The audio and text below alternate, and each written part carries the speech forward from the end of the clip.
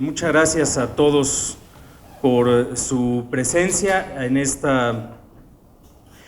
evento. Quiero empezar por darle la más cordial bienvenida a la Escuela de Gobierno y Transformación Pública del Tecnológico de Monterrey, al doctor Domingo Cavallo, y también darles la bienvenida formalmente a la Ciudad de México. Yo sé que tiene un par de días por acá, pero nos da mucho gusto su visita. Le agradecemos además especialmente que nos acompañe con su esposa, la señora Sonia Abracián, en esta ocasión para la presentación de este libro. Estamos realmente muy contentos de tenerlo en la Escuela de Gobierno y Transformación Pública y poder escuchar de primera mano su impresión sobre lo que necesita en este momento Argentina y particularmente a la espera o a la, pues quizás me diría yo, la añoranza de un cambio de política económica en los meses y los años por venir, el año por venir seguramente, que será de definiciones importantes para ese país. Para nosotros desde la Escuela de Gobierno y Transformación Pública es particularmente relevante tener discusiones como esta que tenemos además en vivo a través de nuestra red de internet para el público en general, porque es una discusión que combina el rigor académico, la calidad en el análisis, la excelencia de investigación con la experiencia de servicio público. Domingo Cavallo tiene un currículum muy amplio, muy distinguido, se desempeña actualmente como socio de Global Source Partners y es presidente de DFC Associates, que es una firma de consultoría. Es presidente honorario también de la Fundación Mediterránea, cuyo instituto de investigación él creó y dirigió desde 1977 y 1987. Es doctor en Ciencias Económicas por la Universidad Nacional de Córdoba y doctor en Economía por la Universidad de Harvard. Ha sido profesor e investigador en muchas universidades en el mundo, ha sido también profesor visitante en la Escuela de Gobierno de John F. Kennedy de la Universidad de Harvard y ha tenido distinciones en distintos espacios académicos de investigación y de servicio público a nivel internacional en todo el mundo. Es autor además de varios libros, entre ellos La economía en tiempos de crisis, La estanflación y Camino a la estabilidad. Pero a Domingo Cavallo no solamente lo distingue todo este palmarés académico y de investigación. Él es quien durante el gobierno del presidente Carlos Menem en Argentina entre 1991 y 1994, ni más ni menos que redujo la hiperinflación, que ha sido un fenómeno sumamente lacerante en aquel país y que no se acerca todavía a lo que ocurre en Argentina a esos niveles, pero que en ese entonces, en 1991, había llegado a varios miles de nivel porcentual, una inflación de miles de por ciento, a solamente 4% en unos cuantos años. A 1994, la economía de Argentina crecía a más de 10% de incremento en el Producto Interno Bruto, la inflación estaba no solamente debajo del 10%, sino cercana al 4%, y además fueron capaces de reponerse de manera más o menos eficiente a los impactos de la crisis económica que por ese entonces también, un año después, estaba sufriendo nuestro país en 1994-1995. El día de hoy, Argentina enfrenta una inflación esperada de cerca de 40%, probablemente la más alta del hemisferio, seguramente la segunda después del caso de Venezuela, pero una de las más altas del mundo. Enfrentó una devaluación de 20% en enero, sigue manteniendo un esquema dual de cambios, un esquema oficial con una tasa aproximada de 8.5 pesos por dólar y un mercado informal de prácticamente el doble de ese monto, y además enfrenta dilemas económicos no menores. Fuertemente financiado en su balance externo por el precio de algunos insumos, particularmente la soya. El precio internacional de este grano se ha reducido de manera muy significativa en los últimos meses. Eso le impone pérdidas significativas al erario público de aquel país y también a su balanza exportadora por alrededor de casi 3.000 millones de dólares.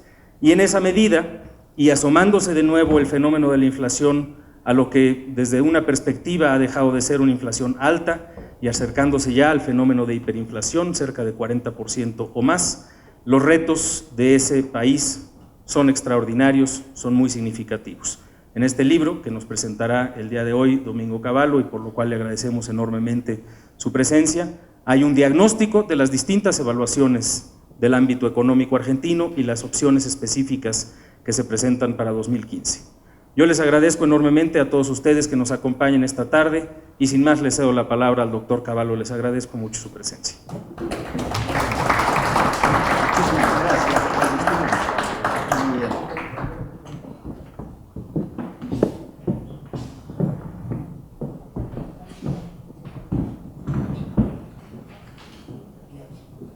En primer lugar, quiero agradecer el ofrecerme este ámbito académico y de reflexión sobre políticas públicas para hablar sobre mi libro.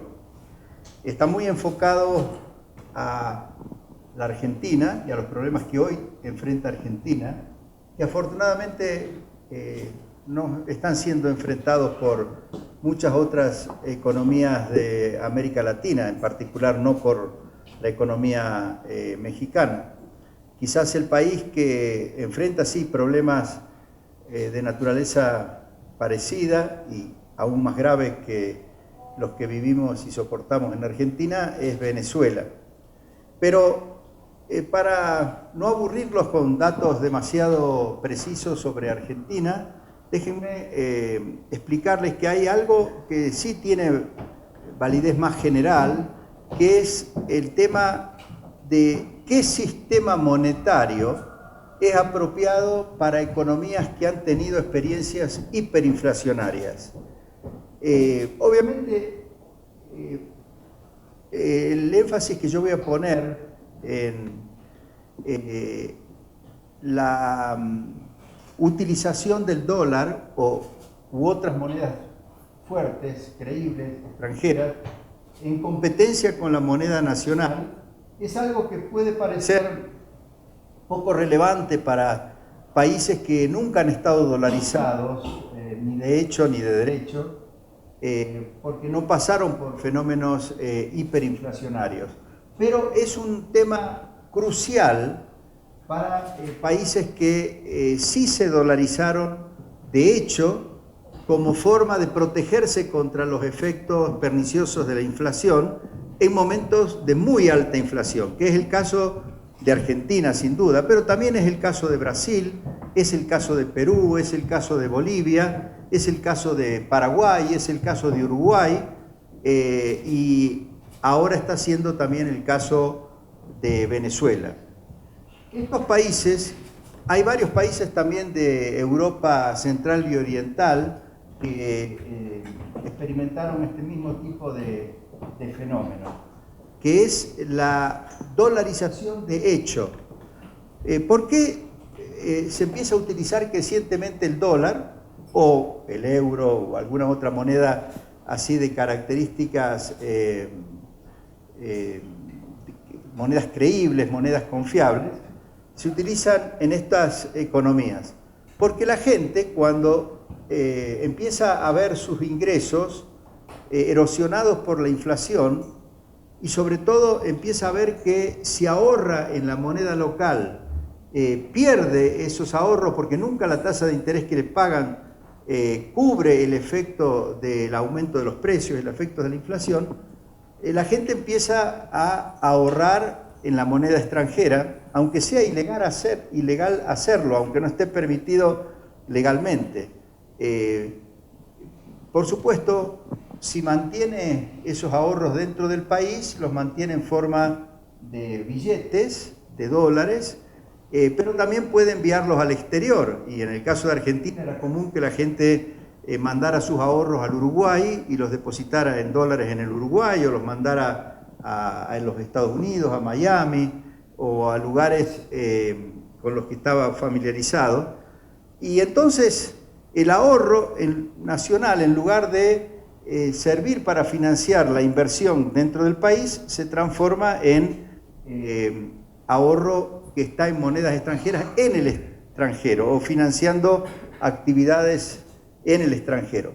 Ahora, además, cuando la inflación ya adquiere dimensiones muy elevadas, la gente no puede recordar los precios en la moneda local porque cambian continuadamente. Entonces la gente empieza a recordar los precios en dólares.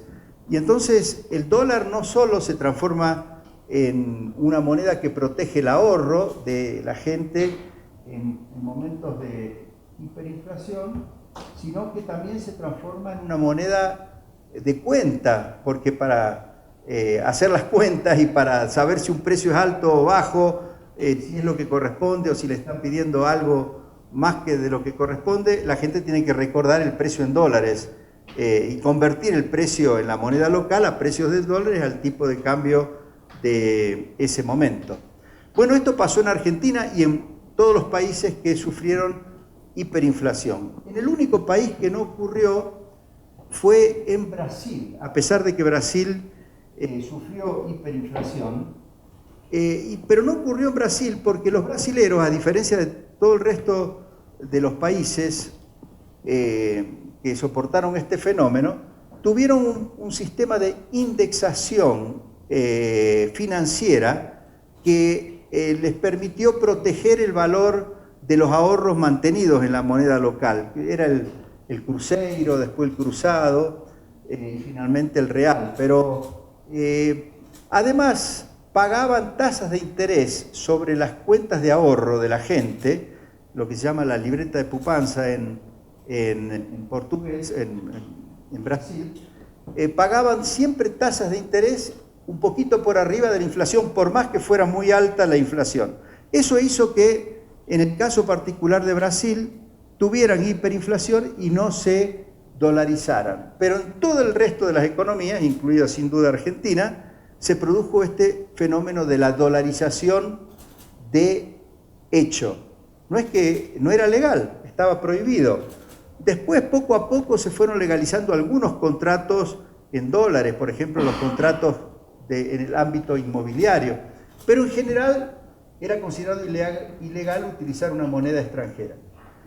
Mucha gente piensa que lo que yo inventé o hice en el año 91 para erradicar la hiperinflación de cuajo en la Argentina fue introducir la denominada caja de conversión. Es cierto, como quisimos poner en marcha, en circulación una moneda que resultara creíble y como todas las monedas argentinas anteriores habían sido destruidas por la inflación, la forma de que la gente creyera en el peso, que queríamos que funcionara como moneda nacional, fue establecer que solamente íbamos a poner pesos en circulación si teníamos una cantidad equivalente de dólares para respaldarlo. Y esto es lo que se denomina una caja de conversión, que existió en la historia argentina en los años donde Argentina había progresado mucho, a fines del siglo XIX, principios del siglo XX, pero se dio también en muchas otras economías en la época del patrón oro. Pero mucha gente dice, esa fue la clave de la estabilidad. Pero en Argentina muchas veces se habían probado sistemas de tipo de cambio fijo, es decir, fijar el tipo de cambio, y sin embargo nunca se había logrado cambiar la forma de pensar de la gente sobre la moneda y sobre la realidad económica. Y las fijaciones del tipo de cambio habían durado 1 año, 2 años, 3 años, y luego se tenía que admitir una fuerte devaluación y se reintroducía la inflación. ¿Por qué el régimen de convertibilidad, porque así lo llamamos, dio resultados y de inmediato erradicó la inflación y la economía durante 10 años funcionó como una economía totalmente estable, ¿no? Como la de los países europeos, o la de los mismos Estados Unidos o de los países asiáticos? Porque hubo algo más importante que la caja de conversión, y fue la legalización del uso del dólar como moneda en competencia con el peso. O sea que a los argentinos les dijimos, bueno, ustedes para protegerse de la inflación encontraron que el dólar era la moneda apropiada, no vamos a mantener la prohibición de usar dólares. Si quieren, usen dólares, pueden depositar los dólares en el sistema financiero argentino, puede haber intermediación en dólares, pero también va a estar el peso, que nos comprometemos a través de la caja de conversión que va a ser tan bueno como el dólar. Pero ustedes usan el peso o el dólar como ustedes quieran. Mi idea era que en algún momento se iba a abandonar el tipo de cambio fijo. Pero yo lo veía, siendo muy optimista como siempre soy, Lo veía como que en el momento que se iba a abandonar el tipo de cambio fijo, el peso se iba a apreciar frente al dólar. No a depreciar, sino que a apreciar. ¿Por qué? Porque yo había observado las experiencias de muchos países que en momentos críticos de muy bajos niveles de productividad habían adoptado sistemas de tipos de cambio fijo, como por ejemplo Alemania cuando entró al régimen de Bretton Woods, o Japón y todos los países europeos cuando entraron al sistema de tipos de cambio fijos, pero ajustables de Bretton Woods. ¿Y qué pasó cuando abandonaron el cambio fijo?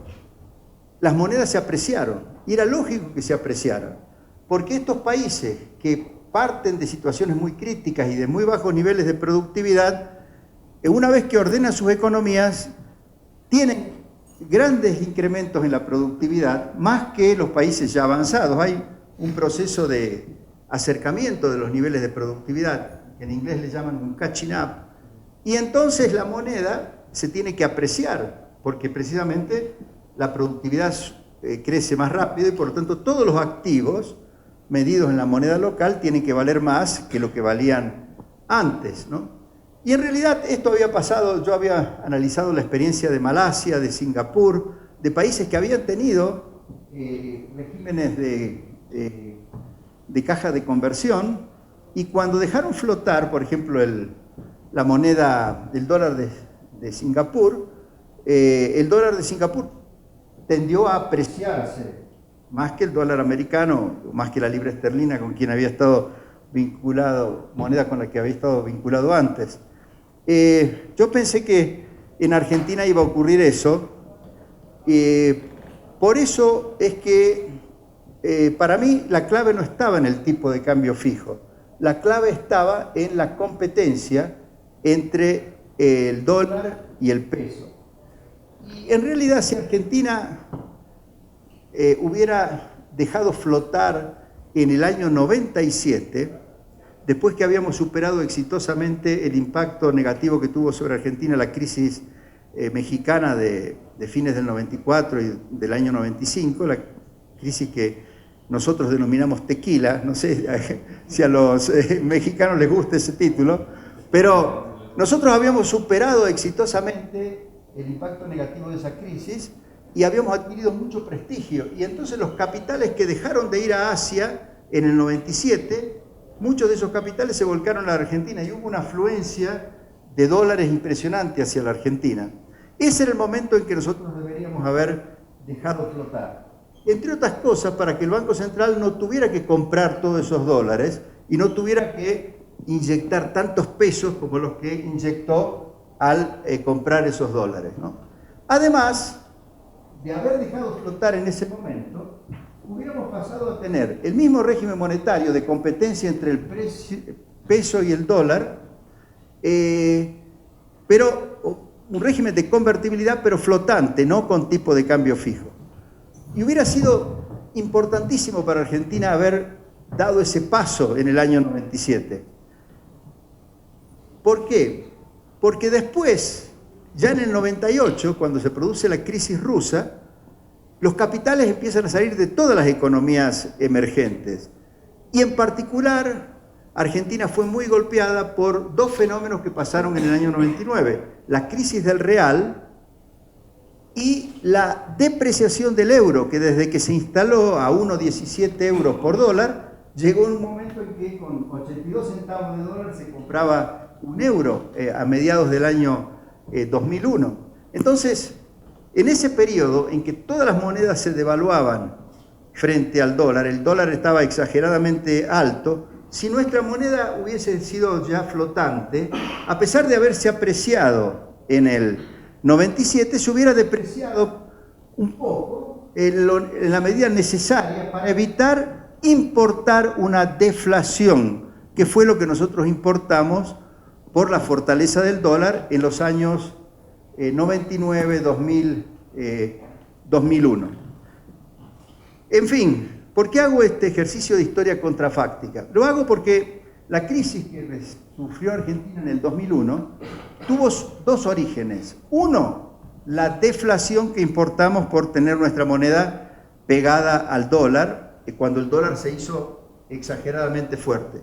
Y segundo, porque en ese momento de gran entrada de liquidez del 97, como competían Menem con Duhalde, que era el gobernador de la provincia de Buenos Aires, por la candidatura presidencial del 99, los dos, Duhalde a través del Banco Provincia, que no había sido privatizado, y Menem autorizando a los gobernadores a utilizar los fondos de coparticipación federal como garantía, todos los gobiernos provinciales, para financiar fuertes niveles de gasto y grandes déficits fiscales locales, se endeudaron con el sistema bancario a tasa flotante de interés. Un fenómeno parecido al de las deudas hipotecarias que se dieron en los Estados Unidos para financiamiento de vivienda. ¿Qué ocurrió? En momentos en que empezó la deflación importada y en momentos en que empezó la recesión en Argentina, obviamente las provincias se encontraron en cada vez creciente dificultad para poder seguir pagando los intereses y mucho menos el capital que le debían a los bancos. Y esto fue generando una crisis financiera que se sumó a la recesión y a la deflación. Entonces se complicó muchísimo la situación por estas distintas vertientes. Por eso fue tan difícil la crisis del año 2001. Lamentablemente, en lugar de permitirse que hubiera una salida ordenada de la crisis del 2001, la salida ordenada requería antes que nada una reestructuración de la deuda pública, porque era necesario dejar flotar el peso, porque claro, si no, no parábamos nunca más la deflación, pero la flotación iba a significar inicialmente una devaluación significativa. Si había una enorme cantidad de vencimientos de deuda en dólares, iba a pasar lo que había pasado aquí en el año 2004 con la devaluación del 20 de diciembre de ese año y los tesobonos que estaban en dólares. Y íbamos a entrar en un default, íbamos a entrar en una crisis, se iba a agravar la crisis financiera interna por una crisis financiera de magnitud mucho mayor, relacionada con toda la deuda pública de la Argentina, que estaba en dólares. Lamentablemente, cuando estábamos en medio del proceso de reestructuración de deuda, y habíamos ya logrado reestructurar la mitad de la deuda que teníamos, el Fondo Monetario, por razones que no viene al caso explicar ahora, cometió el error de quitarnos el apoyo, y en ese momento la quita del apoyo del Fondo Monetario, más las dificultades por las que estaba atravesando el sistema bancario, crearon un clima que la oposición al gobierno de la Rúa, del que yo había vuelto a ser ministro en los últimos 9 meses, logró tomar el poder, hacerlo renunciar a De la Rúa, hacerme renunciar a mí, tomar el poder, y ahí cometió lo que para mí es el error más grave de toda la historia de este siglo, pero también del siglo anterior, que fue la pesificación forzosa de la economía. Este es un hecho importante que quiero destacar, porque ¿qué solución encontraron a la crisis financiera? La de un default terrible, que fue no solo el default de la deuda externa, sino el default de toda la deuda interna, porque todos los argentinos tenían sus ahorros en dólares en el sistema bancario y también tenían bonos en dólares que protegían sus ahorros. De repente el gobierno dijo, no, toda esta deuda es en pesos, 1 a 1. Pero después, obviamente, dejó flotar el peso, y como la gente no quería tener pesos, y además se encontró de repente con una cantidad enorme de pesos que no quería tener, se volcó toda a comprar dólares, y la devaluación fue tremenda. El precio del dólar saltó de 1 a 4, es decir, y por supuesto, ahí se reintrodujo la inflación de una manera dramática, porque de tener 0 de inflación o inflación negativa, porque habíamos tenido deflación, pasamos a tener 40% en el año 2002. Ahora, después, aparentemente se reestabilizó la economía, porque la inflación bajó en el 2003, siguió, después del 2004 empezó a subir de nuevo, pero de a poquito. Ahora, ¿cuál fue la clave de esa reestabilización? La clave de esa reestabilización fue que el gobierno congeló, por ejemplo, el precio de todos los servicios públicos a los niveles que tenía en dólares antes, pero ahora especificados. Y, por ejemplo, el precio del gas, el precio del petróleo, el precio de los combustibles, el precio del transporte, el precio de la electricidad, lo congeló y lo mantuvo congelado hasta ahora prácticamente, con lo cual destruyó toda la base contractual que había sido muy exitosa para lograr fuertes inversiones en el sector energía. Por supuesto, como se había invertido tanto en el sector energía, siguió habiendo abastecimiento eléctrico, siguió habiendo abastecimiento de gas, de combustibles, pero se paralizó totalmente la inversión. Y como la economía luego volvió a crecer, porque también los términos del intercambio se tornaron muy favorables para Argentina, como para todos los países exportadores de commodity, la irrupción de China en los mercados mundiales, entonces aumentó mucho la demanda de energía y de transportes, etcétera, por el crecimiento de la economía, además por el congelamiento de los precios, y ahora nos encontramos con un déficit en el sector energético fenomenal, un déficit comercial, o sea, estamos importando gas a $17 el millón de BTU, porque la única forma de importarlo es a través de gas que viene licuado y que hay que regasificar, o estamos importando desde Bolivia gas a $10 el millón de BTU, y a los productores locales de gas le pagamos unos $40 el millón de BTU, con lo cual la producción de gas ha estado en declinación.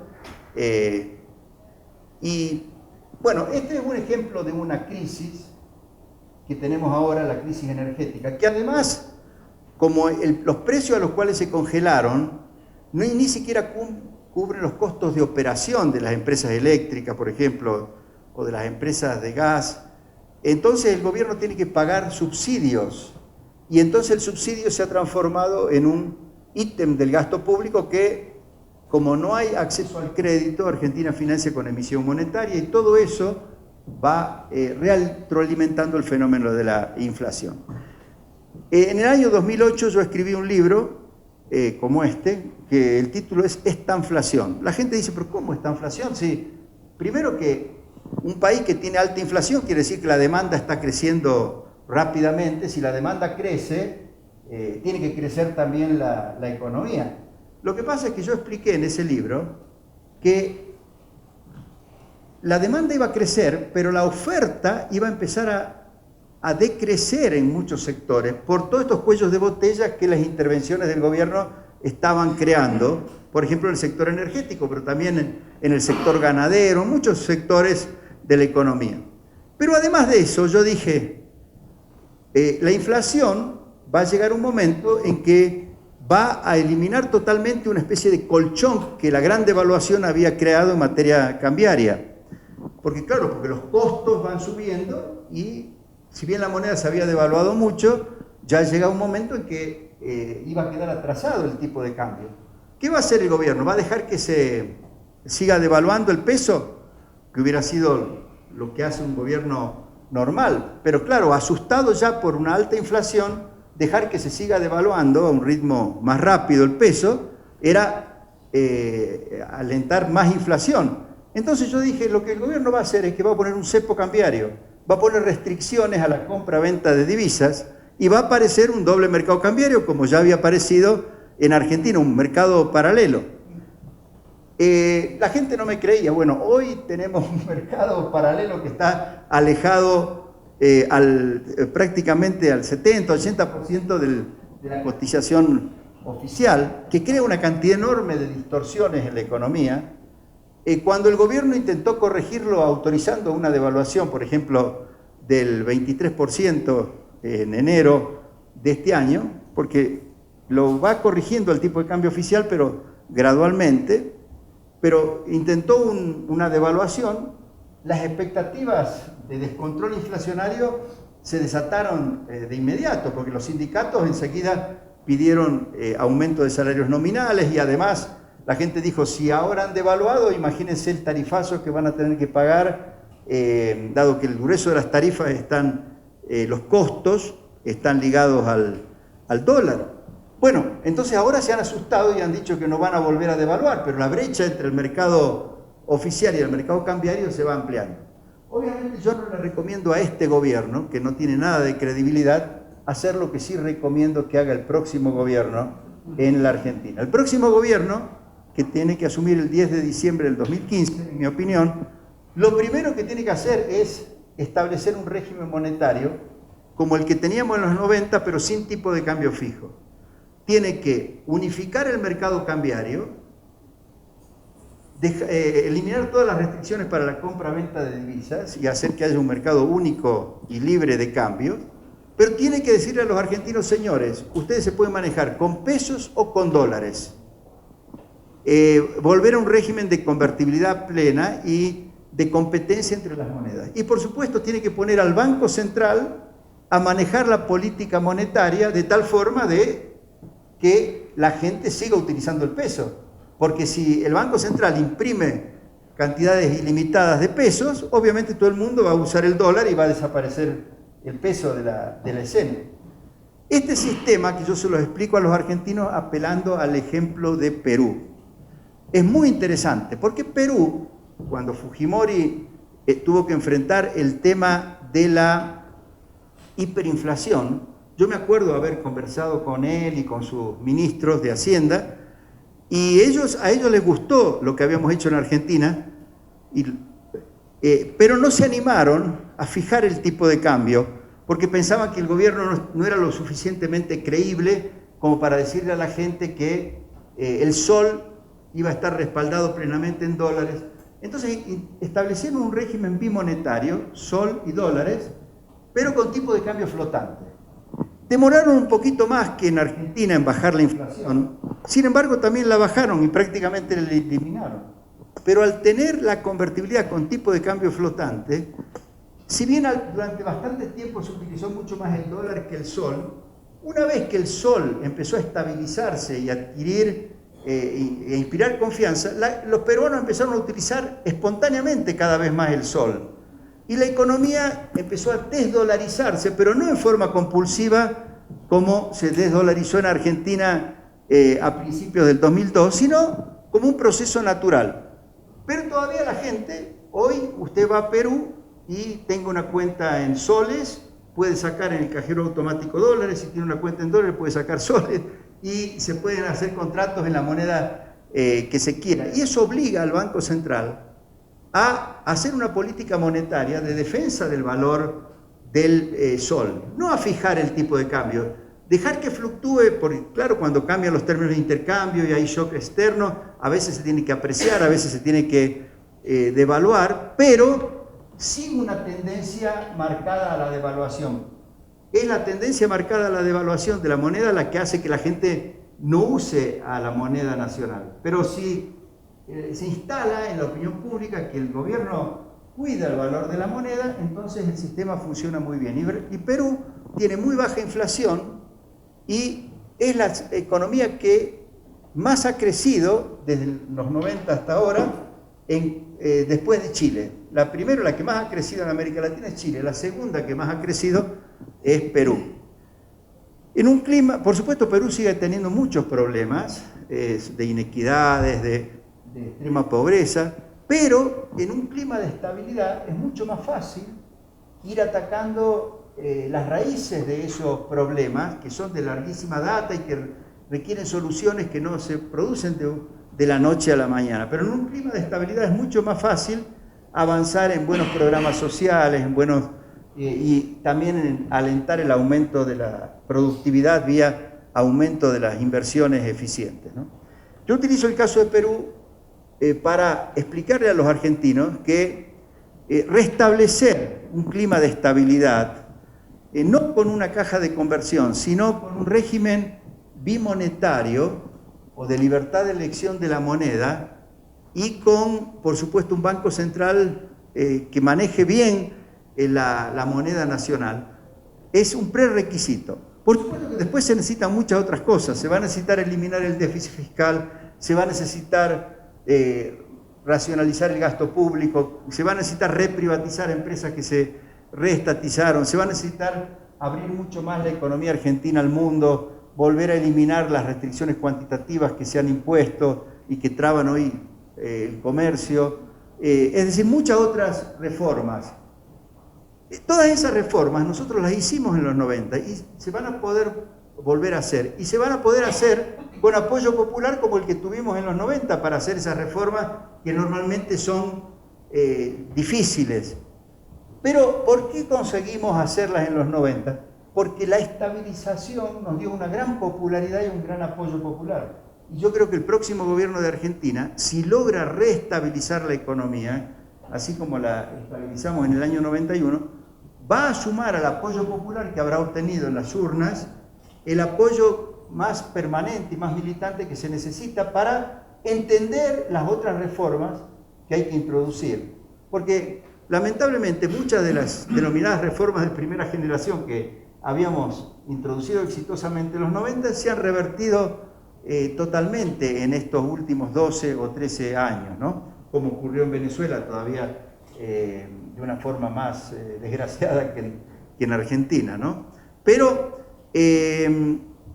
va a ser necesario introducir todas esas reformas. Ahora, si el nuevo gobierno intenta introducir esas reformas en medio de una inflación del 40-50% anual, es impensable que la gente lo vaya a apoyar, vaya a entender el sentido de esas reformas, ¿no? Y entonces, en ese caso, obviamente asistiríamos a un nuevo fracaso. Yo, como muchos argentinos, estoy ansioso por ver que Argentina retome una senda de progreso y es por eso que he escrito este libro. Muchas gracias por haberme permitido presentarlo y quedo a disposición de ustedes para preguntas que me quieran formular.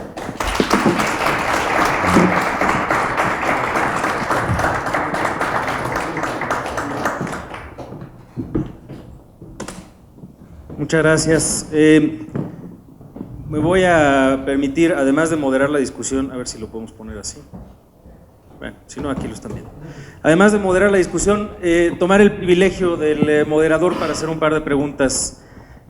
Yo quisiera iniciar este comentario recordando una anécdota personal. Tuve la oportunidad de visitar Buenos Aires en 1999. Ya no estaba en el momento óptimo la economía de ese país, nos lo acaba de recordar el doctor Cavallo, de que ya se sentían algunos de los estragos de la crisis, en ese momento ya la crisis rusa, que generaba un impacto también combinado con la crisis brasileña, y me llamó mucho la atención. Con la gente en Buenos Aires se puede platicar mucho de temas relativamente sofisticados, incluso en el libro. Algunos de los críticos de la perspectiva de Domingo Cavallo hablan de que existe, lamentablemente dicen los críticos de Cavallo, un sentido común neoliberal entre la población argentina, y ese sentido común neoliberal tiene su razón de ser, tiene su origen. Les platico la anécdota. Platicando con un mesero en un café, nos comentaba, había en ese entonces, como nos recuerda Cavallo, se preveía la posible reelección de Menem. Estaba buscando todavía la candidatura presidencial y había espectaculares en donde salía el rostro del presidente Menem con una sola frase que decía: cuidémosle. Y la lógica detrás de eso era el hacer una pues digamos, memoria del éxito de los programas de estabilización inflacionaria. Habían sido tan exitosos que cuando platicaba uno con este mesero, él decía: no hay nada peor que la inflación. Yo durante mucho tiempo en mi vida estuve juntando todos mis ahorros para poder comprar un piso, y cuando ya juntaba el precio que se me pedía por el piso, llegaba yo a comprarlo y ya costaba más. Y otra vez a volver a ahorrar y a volver a pedir, etcétera, y cuando volvía a juntar esa cantidad, ya otra vez costaba más. Entonces, finalmente, cuando llegó Menem, dijo, así me lo explicó él, Finalmente pude comprar mi piso y es el piso en donde yo hoy tengo mi patrimonio y está creciendo mi familia. Y curiosamente, esa es la otra parte de la anécdota que es muy interesante, yo le decía, bueno, ¿y entonces qué es lo que está pasando? Y me decía, no, el problema ahorita son los inmigrantes bolivianos.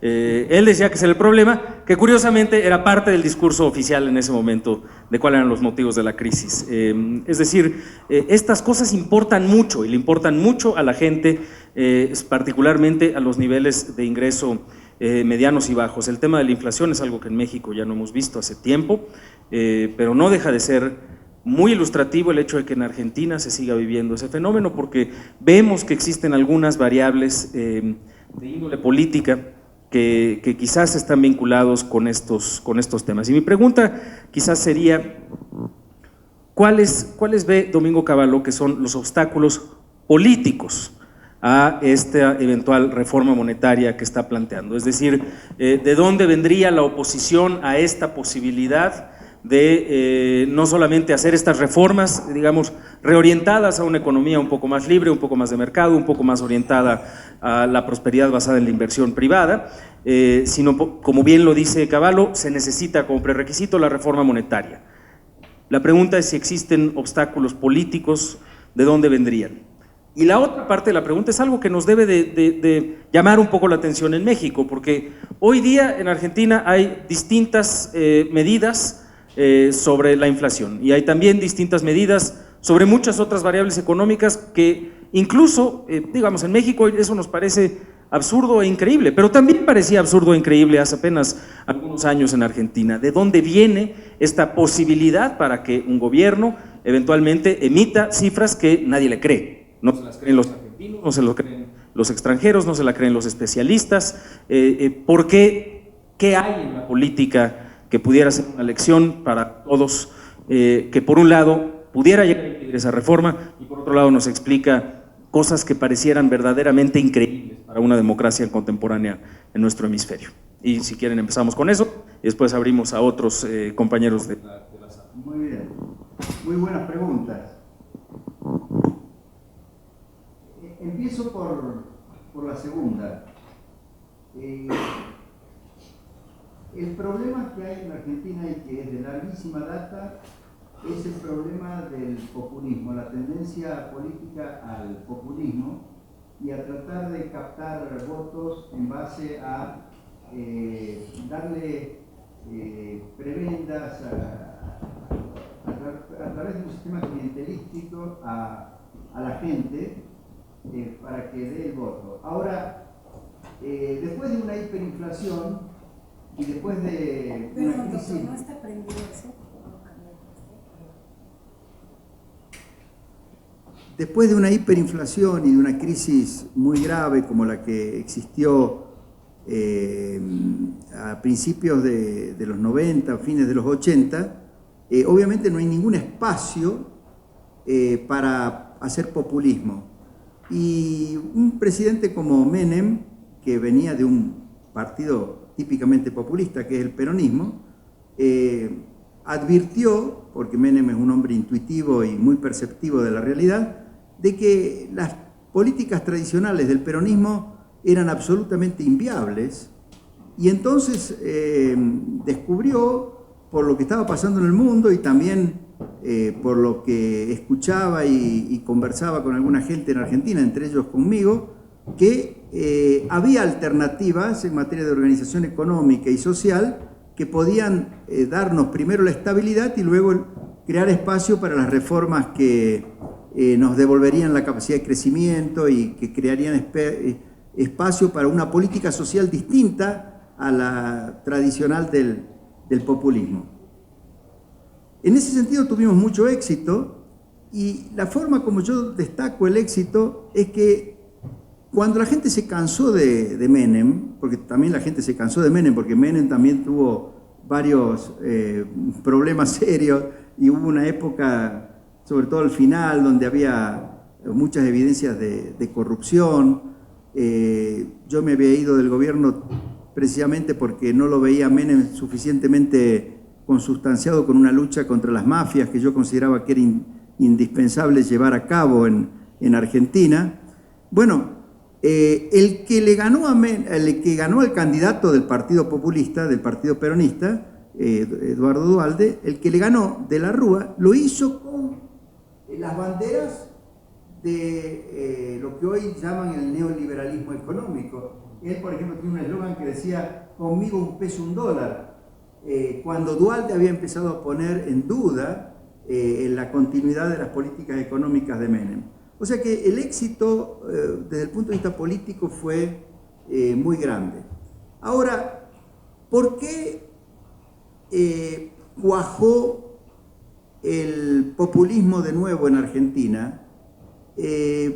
Por una combinación de factores. Por un lado, los 90 dejaron una economía muy bien capitalizada en todos los sectores de infraestructura, de energía, pero una economía que estaba en recesión por los fenómenos que expliqué antes. Por otro lado, comenzaron los términos del intercambio a ser sumamente favorables, de una manera inédita.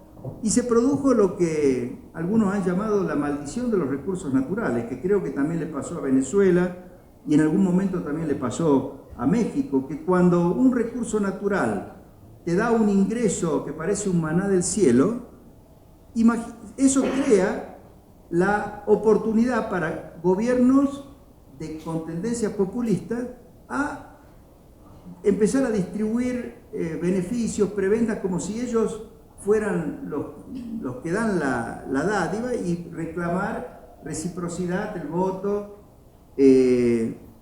Y bueno, a los Kirchner se le dieron esa combinación de circunstancias. Es interesante tener en cuenta que los Kirchner eran los que más habían apoyado las políticas neoliberales en los 90. Lo consideraban el mejor alumno mío en la década del 90, en los medios periodísticos, etc.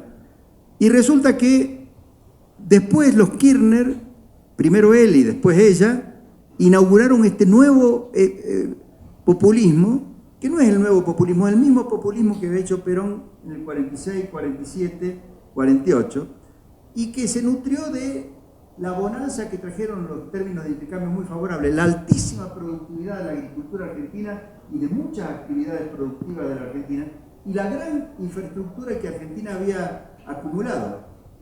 Pero eso le abrió el espacio para políticas económicas que cualquier economista sabe que a la larga son muy malas, como por ejemplo congelamiento de precios y tarifas de la energía, con lo cual a un productor local de energía se le paga $1 el millón de BTU, y como no alcanza la producción porque empieza a declinar, se importa a 10 o 17 dólares el millón de BTU. O sea que los mismos personajes, los políticos, cuando ven la oportunidad, en Argentina por lo menos, no sé si en otros países también ocurrió lo mismo, en Venezuela ocurrieron, cuando ven la oportunidad de aplicar la fórmula populista, la aplican y por un tiempo les da rédito, hasta que se agotan las circunstancias que crearon espacio para el populismo. Pero claro, cuando se agotan es porque empieza a haber crisis muy graves. Ahora se están agotando en Argentina. Primero porque está la crisis energética y la crisis de todos los sectores donde no hubo inversiones durante 12 o 13 años a causa del congelamiento de los precios.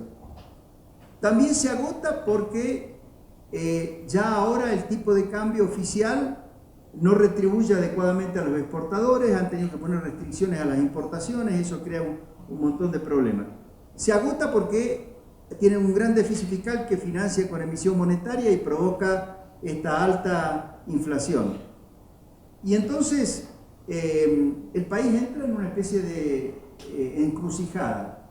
Ahora, el gobierno que metió al país en esa encrucijada, después de haber hecho una prédica durante 12 años y haber escrito libros para la escuela primaria, secundaria, reinterpretando totalmente la historia argentina y diciendo que solo en esta última década se ha trabajado por el interés nacional y por los pobres, etc. Luego de haber organizado grupos de jóvenes militantes a los que les pagan grandes sueldos en el gobierno para que movilicen a la juventud en apoyo de estas políticas que consideran heterodoxas y antiliberales, antineoliberales, etc., está incapacitado de producir el viraje que se necesitaría. Y la cuestión es que un nuevo gobierno lo pueda producir. Ahora, si el nuevo gobierno cree que tiene espacio para seguir políticas populistas, va a fracasar de entrada. Yo espero que no, que el próximo gobierno, aun cuando fuera alguien que va a aparecer como candidato del partido peronista, kirchnerista, Daniel Scioli, aún él, yo creo que va a pegar el viraje que se necesita en Argentina de 180 grados para reinstalar la estabilidad y poder ir revirtiendo muchas de las políticas que crearon todos estos desajustes. Pero decía Ortega y Gasset que el hombre es él y sus circunstancias. Los políticos argentinos son ellos y sus circunstancias. Lamentablemente, en muchas oportunidades de nuestra historia, las circunstancias llevaron a que el populismo, que es una especie de enfermedad crónica de la política argentina, se reinstalara como estrategia más que económica y social, como estrategia política, ¿no? Porque es una forma de juntar votos y ganar elecciones y asegurarse, digamos así, la continuidad en el gobierno. Lamentablemente el populismo, y todas las veces que se utilizan esta gran intervención en la economía, se crean oportunidades increíbles para la corrupción. Y por supuesto la inflación permite que la corrupción obtenga impunidad, porque es mucho más fácil esconder actos de corrupción en una economía con alta inflación que en una economía estable, ¿no? Y entonces todos los temas de corrupción se multiplican. Y en Argentina, no con la intensidad que parece existir aquí en México, pero también hay un problema de que la droga y los carteles del narcotráfico se han empezado a meter y han empezado a contaminar también a las fuerzas de seguridad y también a alguna parte de la dirigencia política. Y entonces eso se ha transformado en otro problema que en el pasado no teníamos, ¿no? En el pasado tuvimos problemas de inseguridad, confrontación entre los montoneros, el ejército, la AAA, pero eran más bien fenómenos que tenían raíces ideológicas, ¿no? Pero ahora hay un clima de inseguridad creciente que yo creo que está vinculado, como ocurre en Colombia, como ocurre en México, con el drama de los carteles del narcotráfico y la contaminación que introducen en el sistema político. Ahora ya me olvidé cuál era la primera pregunta. Me tomé tanto tiempo. No, la primera era sobre los obstáculos políticos para esta reforma del nuevo gobierno. Los obstáculos políticos están en que si para el momento en que asuma el nuevo gobierno, esa población es la población más pobre, que es la que recibió los subsidios sociales, pero con mecanismos clientelistas de este gobierno, no ha advertido que la inflación les está destruyendo los beneficios y no se suma al apoyo a los cambios, puede encontrarse dificultades para el nuevo gobierno para implementar buenas políticas. Por otro lado, la inflación reaviva a los sindicatos. O sea, en la época de la estabilidad, los sindicatos perdieron poder, porque no podían estar pidiendo aumento de salario cada 6 meses o cada año. Estos periodos de inflación han hecho que los sindicatos adquieran mucho más fuerza. Entonces, si por ejemplo, frente a las medidas que se ve obligado a tomar el nuevo gobierno, hay una reacción sindical en contra, eso se puede transformar en un obstáculo político importante para implementar buenas políticas, ¿no? Y la estrategia política de Cristina, que no ha abandonado la idea de volver al poder, piensan volver al poder en el año 2019, 4 años después, porque apuestan a que el próximo gobierno fracase, pero la estrategia de ellos es no resolver ninguno de los problemas y dejarlos, pero tampoco dejar que exploten y que la gente los vea como problemas muy, muy graves antes de dejar el gobierno. Es como planear dejar el campo minado para que el próximo gobierno, digamos, tenga que producir fuertes ajustes que le impliquen un alto costo político y social. Yo creo que esa es la estrategia que ella y sus asesores tienen en mente. Pero me parece que no le va a dar resultado porque todavía falta un año para el momento en que estemos votando y la situación se está complicando de manera muy acelerada, muy rápida, y por lo tanto va a ser ineludible que ella misma y su gobierno tomen algunas medidas de ajuste. Por ejemplo, el ajuste de las tarifas de servicios públicos va a ser inevitable en los próximos meses, porque ya el subsidio que tienen que pagar, que no tienen forma de financiarlo, es enorme. Y las proyecciones que hay de déficit fiscal para el año 2005 son muy, muy elevadas. Por lo tanto, yo creo que algunas de las medidas de ajuste que implican costos políticos las va a tener que tomar ella antes de irse, ¿no? Nada más para sustanciar esta dificultad de corto plazo, decía yo que la caída en el precio internacional de la soya había generado una pérdida de cerca de 2.700 millones de dólares de ingreso. Démonos una idea de que las reservas argentinas están cerca de los 28.000 millones de dólares. Entonces, la pérdida de ingreso es equivalente casi al 10% del monto contemporáneo de las reservas, para que nos demos una idea del impacto. Adelante, doctor. Buenas noches, muchas gracias por aceptar venir a platicarnos sobre su libro aquí a la Escuela de Gobierno. Sea usted bienvenido. A todos, si nos acercamos un poquito más el micrófono para que nos oigan. Mis preguntas son dos preguntas. Hay en la literatura de la ciencia política varios artículos precisamente estudiando el caso argentino y otros casos de América Latina, en donde los gobiernos implementaron las políticas públicas contrarias a las que prometieron en campaña. El caso concreto es Menem, ¿no? Y lo mencionó usted en su presentación, en donde en campaña nunca habló de las privatizaciones, de los reajustes que le tocó a usted implementar. Y en ese sentido hay quienes se cuestionan sobre la legitimidad, digamos, de la congruencia de los mandatos electorales y lo que los gobiernos implementaron después de una vez arribando al poder. Y los electores tienen memoria, y me imagino que aprendiendo de esa lección, será difícil en las próximas elecciones votar por un partido político que promete continuidad, y es casi imposible. Por el otro lado, el ejemplo de Vargas Llosa en su momento en Perú lo ejemplifica muy bien, de ir y prometer políticas de reajuste que son dolorosas para la ciudadanía y que eso tenga un apoyo electoral. Y en ese sentido, a mí sí me gustaría saber si usted tuviera como uno de los asesores políticos del próximo candidato presidencial, ¿cuál es entonces la estrategia a seguir? Y ligado a esta parte, uno de los puntos fundamentales para el control de la inflación es la credibilidad.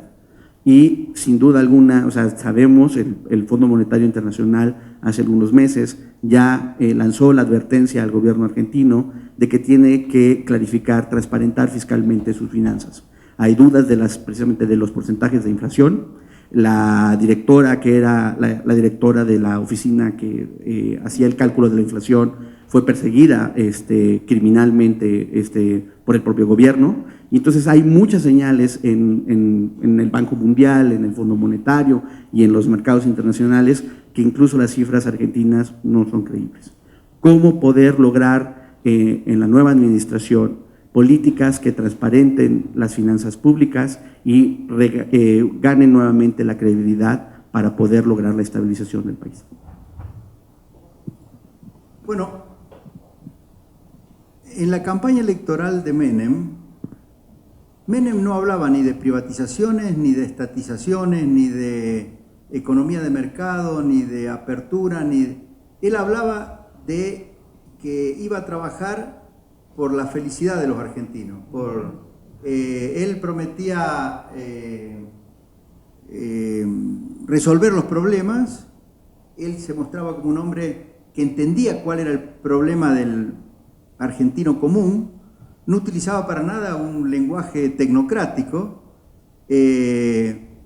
Mostraba economistas de todos los colores y de todos los tintes, como para que si algún empresario o alguien quería escuchar, tuviera el discurso que le pareciera que quería escuchar. Y una vez que él tuvo el poder, se tomó un tiempo, porque al principio se equivocó en varias cosas, en la forma como organizó su gabinete, pero muy rápidamente se dio cuenta de cuáles eran las circunstancias en las que le tocaba gobernar, y ahí sí empezó a explicar.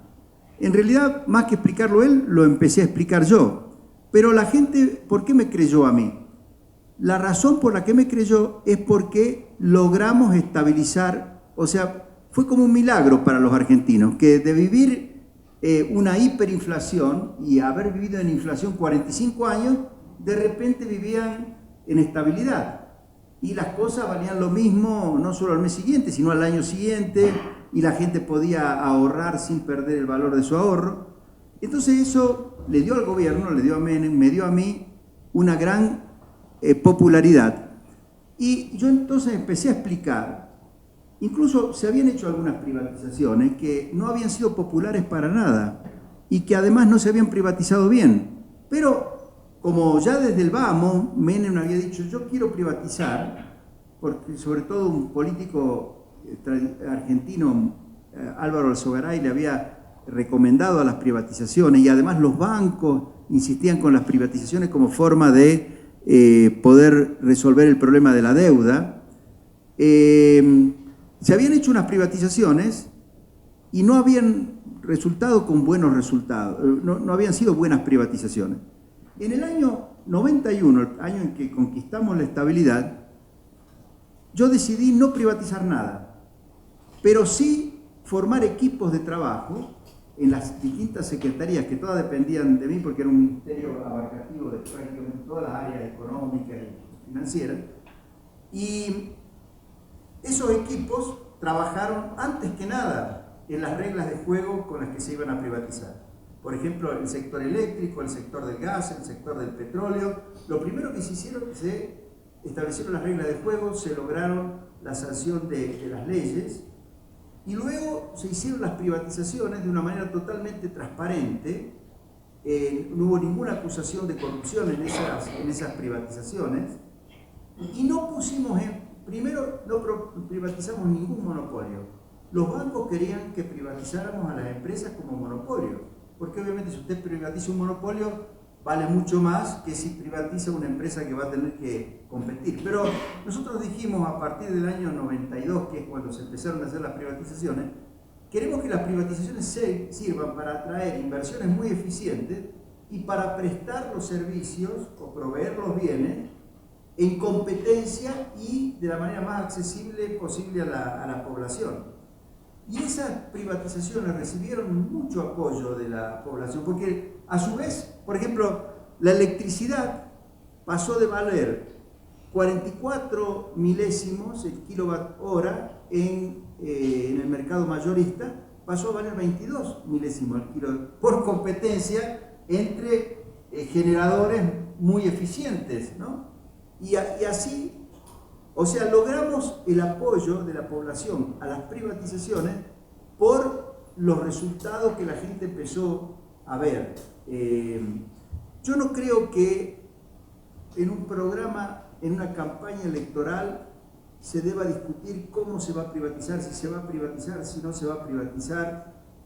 No es el momento, porque obviamente, más en un país con tendencias populistas y clientelistas como el de la Argentina, ese tipo de discurso no le llega a la gente. Y y se presta muy bien para que otro candidato diga, este quiere vender las joyas de la abuela y ese tipo de eslogans, con lo cual desmerecen el discurso.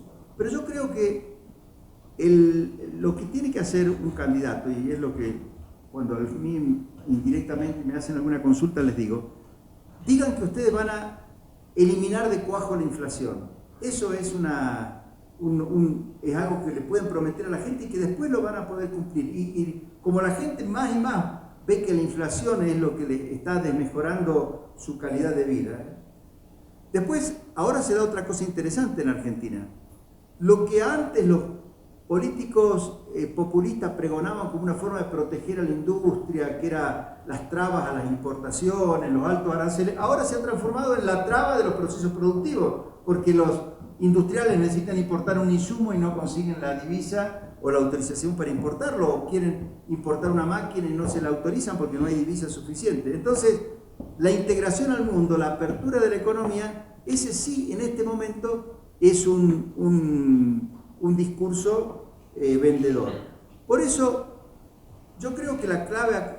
Ahora, ¿qué es lo que tiene que hacer para mí un político para después poder gobernar? Tiene que lograr que la gente vea que él entiende cuál es su problema y que se comprometa a resolverlo. Pero no hay que hacer una discusión tecnocrática respecto de cómo se va a resolver cada problema, qué tipo de gastos. Sí, se puede decir, vamos a eliminar toda la corrupción, vamos a eliminar todo el gasto en publicidad y propaganda, que en Argentina es enorme. Imagínense, hay un programa que se llama Fútbol para Todos, que forma parte del esquema clientelista, que es la televisación gratuita de todos los partidos de fútbol. Ahora eso, en vez de financiarlo con publicidad que paguen ponen publicidad oficial y todo el presupuesto, todo tiene que salir del presupuesto público, la financiación de la televisación de todos los partidos de fútbol, ¿no? Eso sí se puede prometer, y de hecho casi todos los candidatos a presidente prometen que van a mantener fútbol para todos, pero que lo van a financiar con venta de publicidad al sector privado. Pero no se puede entrar en muchos detalles. Yo no le recomendaría a ningún candidato que entre en detalles.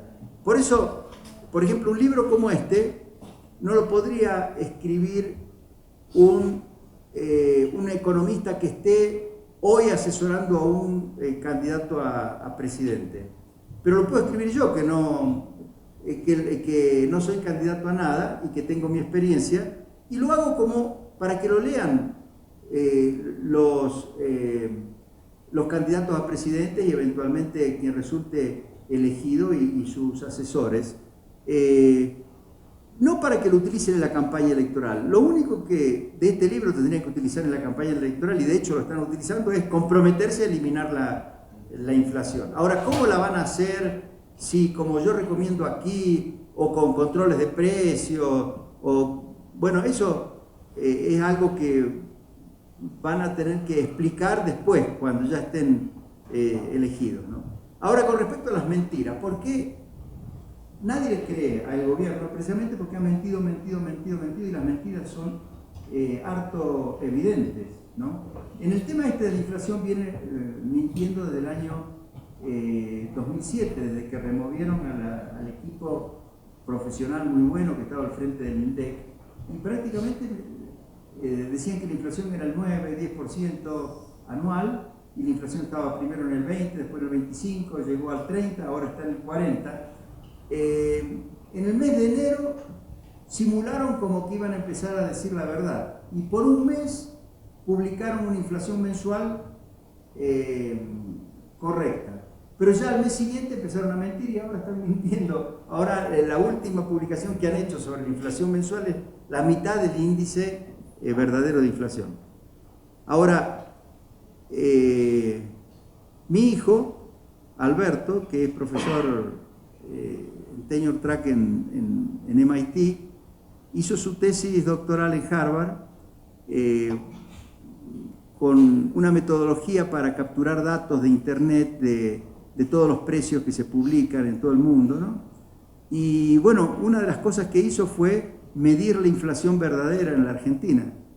Y si ustedes van al The Economist, en la página donde están los índices de inflación, van a ver que para Argentina hay un asterisco, y el asterisco dice: no publicamos los datos oficiales porque son mentirosos, y publican los datos de Price Stats, que es la empresa de dos profesores de MIT, Roberto Rigoboni y mi hijo, que hacen el seguimiento de la inflación. El único caso donde la inflación que ellos publican, que ellos calculan, que la calculan todos los días y anticipan las inflaciones que normalmente publican después los organismos oficiales de estadística. Pero en el caso de Argentina no anticipan, porque como Argentina miente, ellos publican la verdadera tasa de inflación, ¿no? Pero eso es lo que le ha hecho perder total credibilidad a este gobierno. Por eso cuando yo digo, si este gobierno intentara luchar contra la inflación como yo lo propongo en este libro, no les daría resultado, porque para tener éxito en la lucha contra la inflación, la credibilidad en los anuncios que el gobierno haga y en las mediciones que el gobierno haga de la realidad económica tienen que inspirar confianza, ser creíbles, y obviamente este gobierno ya ha perdido toda credibilidad. Muchas gracias. Tenemos tiempo para un par de preguntas allá atrás, y si les parece bien, tomamos las dos preguntas, la tuya y la del doctor Villarreal, y le cedemos la palabra. ¿Aló? Alicia Guzmán, ecuatoriana. Gracias por un resumen tan acotado sobre lo que fue la crisis argentina. De alguna forma es un espejo de lo que fue la crisis ecuatoriana que la precedió. Desde la crisis y Corralito del Ecuador en 1999 y 2000, Ecuador quedó dolarizado, no hubo competencia, no hubo convertibilidad. Es un modelo que solamente asumió el dólar como moneda nacional. Esto ha permitido un divorcio entre la política y la economía, es decir, antes un presidente hacía cualquier manifestación y enseguida había devaluación e inflación. Hoy en día tenemos desde la dolarización, nuestra inflación está por debajo del 5% anual y un crecimiento constante en los últimos 7 años, que coincide con los 7 años que va el presidente Rafael Correa, populista también y sin embargo con la popularidad más alta de América Latina. ¿Qué opinión le merece el modelo dolarizado de Ecuador y cuáles serían los efectos de sucretizar la economía ecuatoriana tal como ha anunciado el presidente ecuatoriano en esta semana? Adelante, Héctor, si quieres. Muy interesante la pregunta y muy apropiada para mí. Yo le voy a explicar por qué. No, muy rápido, doctor Cavallo. A mí me preocuparía la capacidad en Argentina para reducir el gasto público. Y muy rápido, 4 puntos. Creo que la estructura del gasto de los 90 es totalmente diferente a la que estamos encontrando ahorita. Y por un lado tiene usted programas sociales dirigidos a grupos de menores ingresos. Por otro lado, tiene una seguridad social que es muy extensa e importante en Argentina y que va y nutre a lo que pudiéramos llamar una clase media amplia o envidiable para otras partes de Latinoamérica. Entonces, creo que ahí no habría mucho margen y que a la hora de enfrentar esto contra votantes sería terrible. Y bueno, además ocurre en medio de una transición demográfica que también es muy importante en Argentina. Y entonces el resultado de este balance pues puede ser terrible para las generaciones venideras. Ahora, si vemos, y me permite combinar con lo que pasó ayer en las elecciones de Brasil, pues no es muy prometedor alguien que llegue, o sería muy difícil cuando lo confronten, de decir, pues ¿cómo piensa usted lograr esto? Y creo que puede ser en última instancia un problema de incidencia intergeneracional muy severo. Muy bien.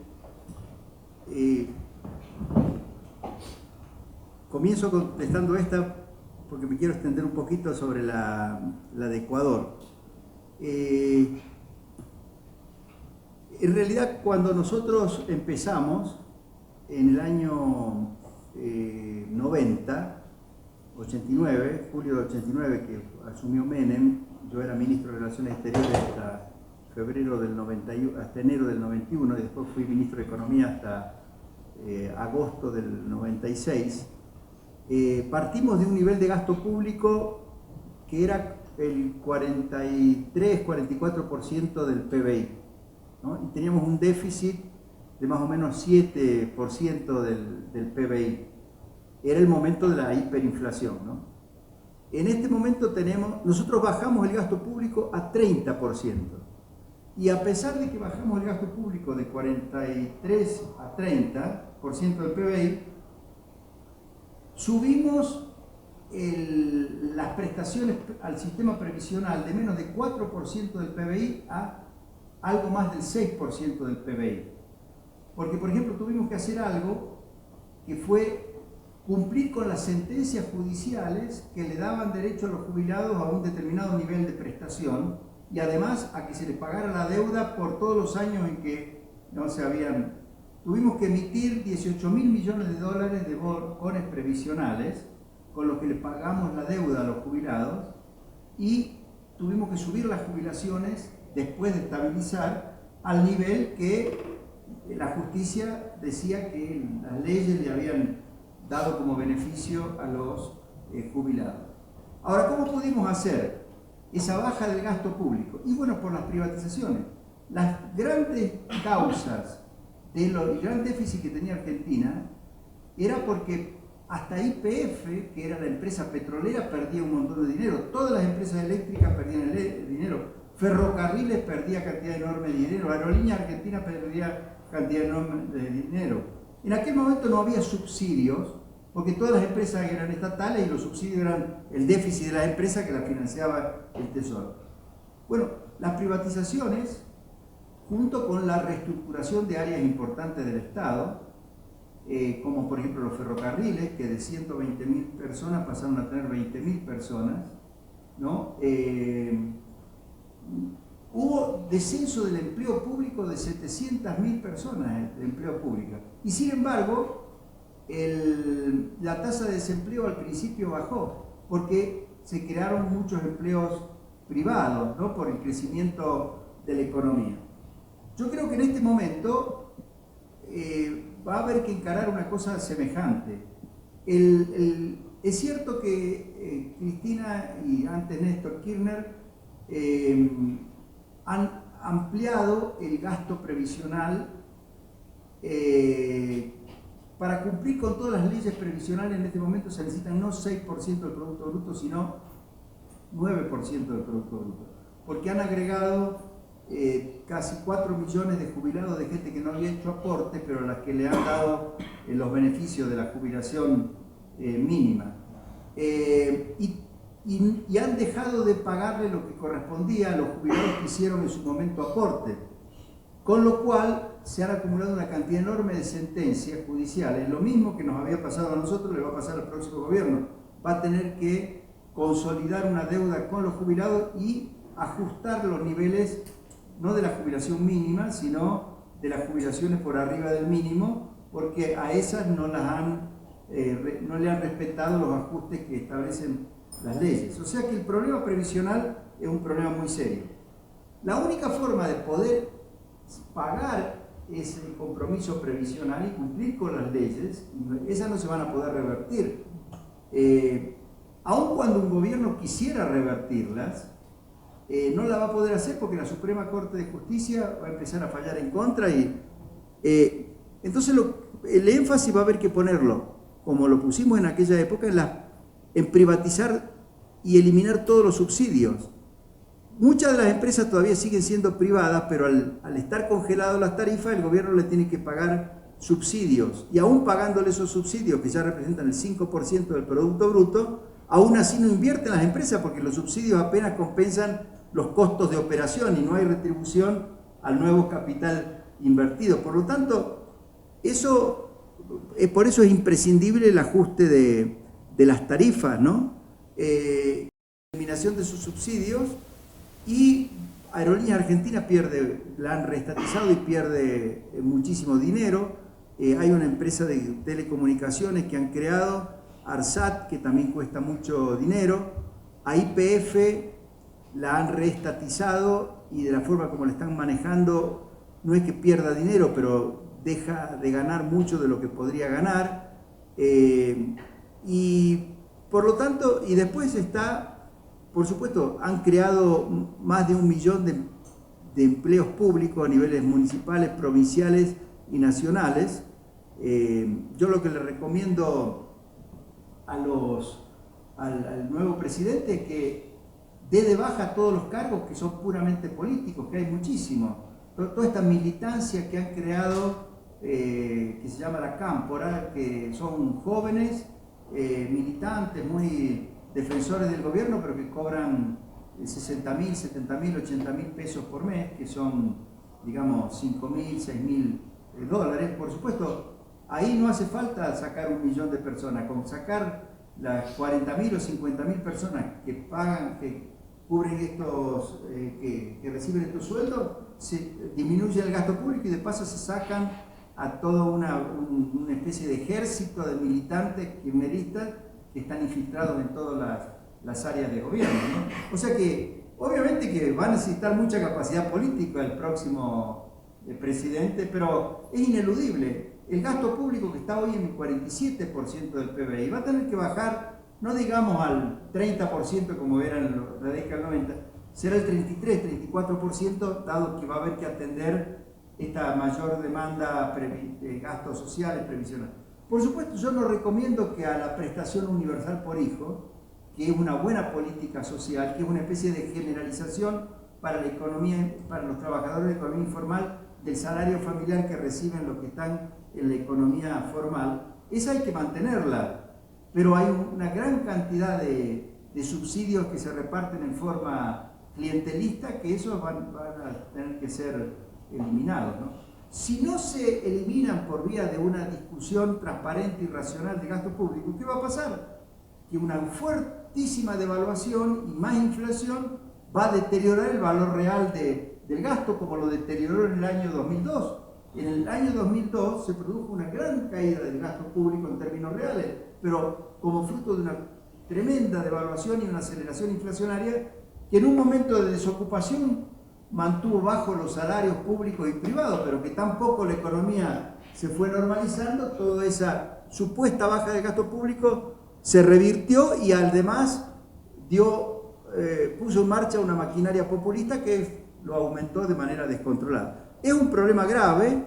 Ahora, yo creo que es una gran tarea que tiene por delante. La tarea que hicimos en los 90, para cuando se haga un buen balance de la historia argentina, se va a considerar que fue una tarea realmente, no diría titánica, pero una gran tarea de reestructuración del sector público y de ordenamiento de la economía, que en su momento fue muy elogiada y la gente la apoyaba mucho. Después, lamentablemente, por lo que pasó desde el 99 al 2002, quedó totalmente desprestigiada. Pero es posible hacerlo y yo creo que el próximo gobierno lo va a poder hacer. Ecuador. En Ecuador, la dolarización fue el mecanismo que un gobierno populista, digamos, fue el límite que la macroeconomía, digamos así, ordenada forzosamente por la dolarización, le puso a un gobierno populista. Y es algo, el gobierno de Correa es muy popular, entre otras cosas porque mantuvo la dolarización, aunque él diga que la dolarización es algo malo para Ecuador. Pero el hecho de tener la dolarización lo obligó a que su manejo de la economía no incorporara una cantidad de distorsiones y de barbaridades que hicieron los venezolanos o que se han hecho en Argentina. Incluso el clima de estabilidad le permitió ocuparse muy bien de temas como la educación, etcétera, que son elogiados. Hay mucha gente que va a estudiar algunas de las reformas, por ejemplo, de capacitación docente y que se han dado en el Ecuador en este periodo de Correa. Ahora, por supuesto que la dolarización funcionó en este periodo porque el dólar, cuando entró la dolarización al Ecuador, el dólar era muy fuerte en el año 2000, 2001 y el dólar desde entonces estuvo depreciando. Por lo tanto, el dólar el hecho de tener el dólar como moneda no le significó importar deflación. Al contrario, les permitió una cierta inflación, máxima con el precio del petróleo y con el precio de las commodities subiendo. Pero una inflación limitada a la inflación que tiene un país dolarizado, 4 o 5% como ocurrió en Ecuador. Ahora, el stress test, el test de estrés, ¿cómo se dice? El test ácido respecto de si va a poder aguantar la dolarización o no, va a venir cuando el dólar vuelva a ser una moneda fuerte y cuando el precio del petróleo esté muy bajo y el precio de las exportaciones de Ecuador esté muy bajo.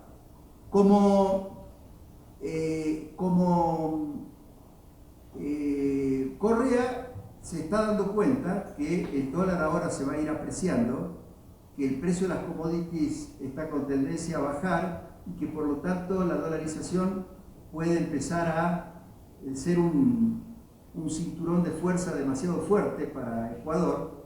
Entonces él está pensando en la sucretización. Ahora, lo que yo no le recomendaría para nada es que un buen día diga todo lo que hoy está en dólares se transforma en sucres y a partir de ahora la economía va a funcionar sucretizada forzosamente. Si llega a cometer ese error, va a pasar lo de Argentina del 2002. De inmediato van a reintroducir la inflación en Ecuador.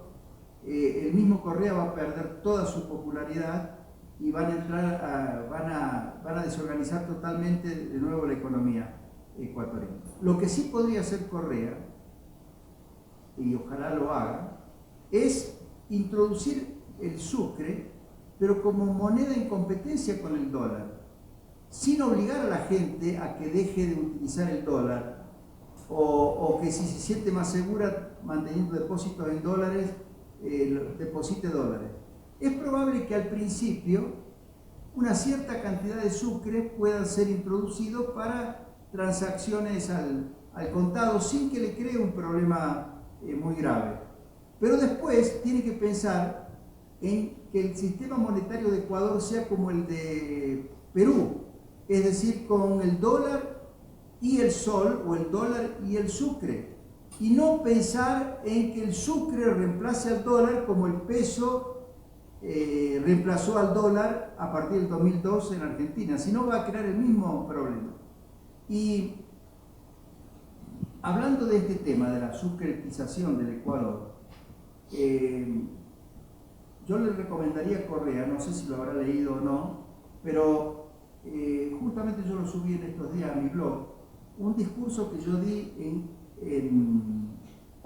en Grecia, cuando Grecia, en medio de la crisis, empezó a recibir a las opiniones de Nouriel Roubini y hasta del mismo Paul Krugman, que le decían: sálganse del euro, reintroduzcan compulsivamente el dracma, así como Argentina especificó, ustedes dragmicen en el año. Y una economista griega muy prestigiosa, Miranda Saffa, amiga mía, me invitó a que yo fuera a dar los argumentos por lo cual el consejo de Nouriel Roubini no era bueno para Grecia. Y yo fui y les expliqué a los griegos: miren, les va a pasar lo que le pasó a Argentina, pero Argentina creció, decían. Sí, Argentina creció porque los términos de intercambio mejoraron, cosa que no sé si los de Grecia van a mejorar como mejoraron. Pero Argentina hoy tiene una inflación, en ese momento tiene una inflación del 25% anual. Y además el gobierno ha intervenido de una manera destructora de la productividad y de la competitividad.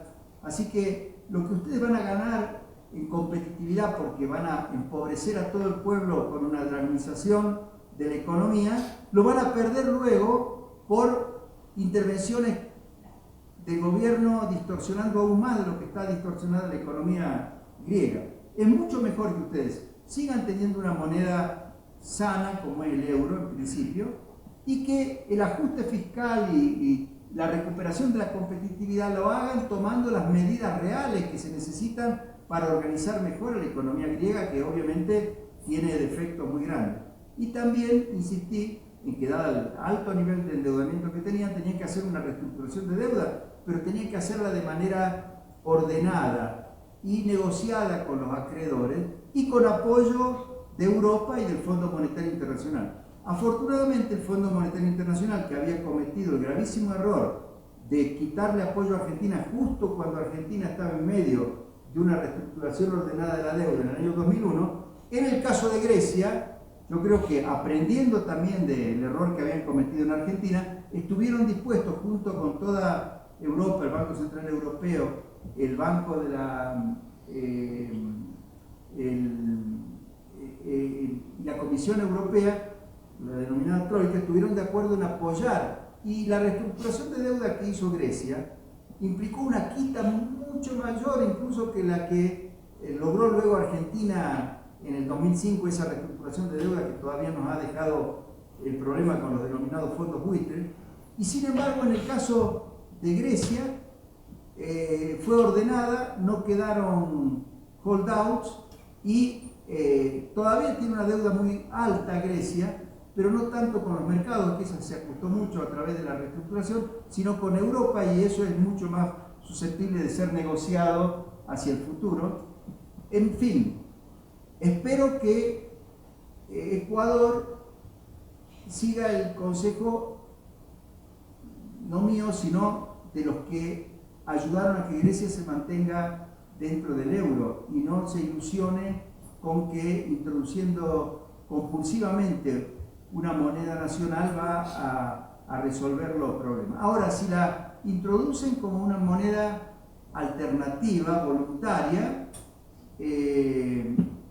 y el Banco Central del Ecuador maneja esa moneda de tal manera como lo maneja al sol el Banco de Perú, entonces yo creo que Ecuador puede tener una buena salida.